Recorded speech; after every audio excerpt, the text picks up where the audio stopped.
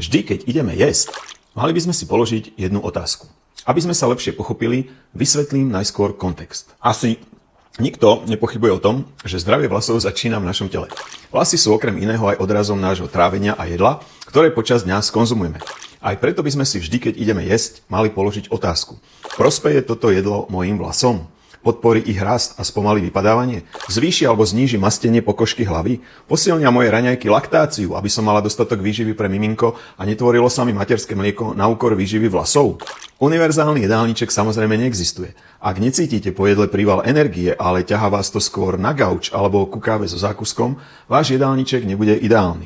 Chceli by ste poradiť s jeho úpravou? Napíšte do komentára slovo jedálniček a pošlem vám exkluzívne tipy z pripravenej knihy s názvom Nakrmte svoje vlasy do zdravia a krásy.